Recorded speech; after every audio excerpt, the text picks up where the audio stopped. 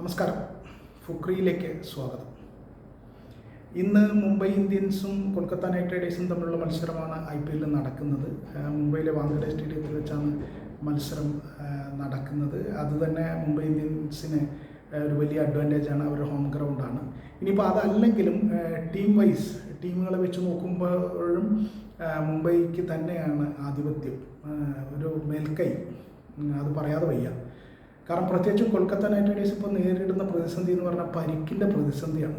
അവരെ സംബന്ധിച്ചിടത്തോളം അവർ മുൻനിര ഫാസ്റ്റ് ബോളർമാരായ ഹർഷിത് റാണയും ആകാശ്ദീപ് സിംഗും ഈ സീസണിൽ തന്നെ ഉണ്ടാവില്ല എന്ന് പ്രഖ്യാപിച്ചിട്ട് ദിവസങ്ങളെ ആയിട്ടുള്ളൂ, കാരണം പരിക്ക്. അപ്പോൾ അങ്ങനെ അവരുടെ ബൗളിംഗ് വളരെ വീക്കാണ്. മുൻനിര ബൗളർമാരില്ലാത്ത ഒരു സാഹചര്യത്തിൽ കാർത്തിക് ത്യാഗിയൊക്കെ പോലെയുള്ള ബൗളർമാരെ വെച്ചിട്ടാണ് ഇന്ന് കളിക്കുക എന്നൊരു സാധ്യത പറഞ്ഞു കേൾക്കുന്നുണ്ട്.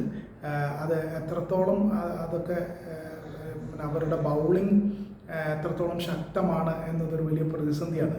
കാരണം ബൗളിംഗ് ഏത് ടീമും, മുംബൈക്കെതിരെ കളിക്കുന്ന ഏത് ടീമിൻ്റെയും ബൗളിംഗ് ശക്തമല്ലെങ്കിൽ വലിയ പ്രശ്നമാണ്.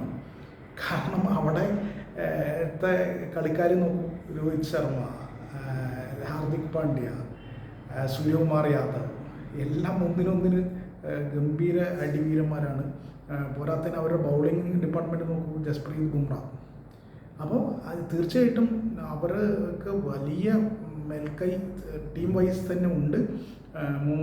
കൊൽക്കത്ത പരിക്കുകൾ കൊണ്ട് വലയുന്നതിനാൽ കൊൽക്കത്ത എങ്ങനെയാണ് ഒരു മികച്ച ടീമിനെ ഇറക്കേണ്ടത് എന്നതിനെക്കുറിച്ചാണ് ചിന്തിക്കുന്നത്. കാരണം ബെഞ്ചിലുള്ളവരെ ഇറക്കേണ്ടി വരും. രണ്ടാം നിര പ്രത്യേകിച്ച് ബൗളിങ്ങിൽ രണ്ടാം നിര ഇറക്കേണ്ടി വരും എന്നൊരു സാഹചര്യം നിലനിൽക്കുന്നുണ്ട്.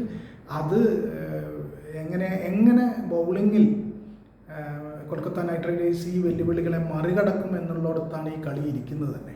കളിയുടെ ജയപരാജയം തീരുമാനിക്കുക കൊൽക്കത്ത നൈറ്റ് റൈഡേഴ്സിൻ്റെ ബൗളിംഗ് നിലവാരത്തിനനുസരിച്ചായിരിക്കും. അക്കാര്യത്തിൽ ഒരു സംശയവും വേണ്ട. മുംബൈ ഇന്ത്യൻസിന് അതുകൊണ്ട് തന്നെ വ്യക്തമായ മുൻതൂക്കം ഈ കളിയിലുണ്ട്. മുംബൈയെ സംബന്ധിച്ചിടത്തോളം അവർ ഏതാണ്ട് എല്ലാവരും തന്നെ ഇപ്പോൾ സൂര്യകുമാർ യാദവ്, ഹാർദിക് പാണ്ഡ്യ, ബുംറ ഒക്കെ 2020 ലോകകപ്പ് ജയിച്ച് വന്നതിൻ്റെ ഒരു ആവേശത്തിലാണ്, ആ ഫോമിലാണ്.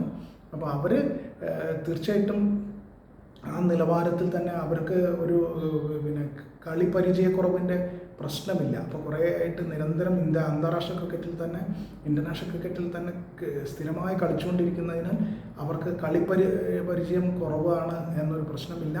അവർ നിരന്തരം കളിച്ചുകൊണ്ടിരിക്കുന്നവരാണ്. അതെല്ലാം തന്നെ കൊൽക്കത്ത നൈറ്റ് റൈഡേഴ്സിനേക്കാൾ അഡ്വാൻറ്റേജ് തീർച്ചയായിട്ടും മുംബൈക്ക് കൊടുക്കുന്നുണ്ട് എന്നതൊരു യാഥാർത്ഥ്യമാണ്.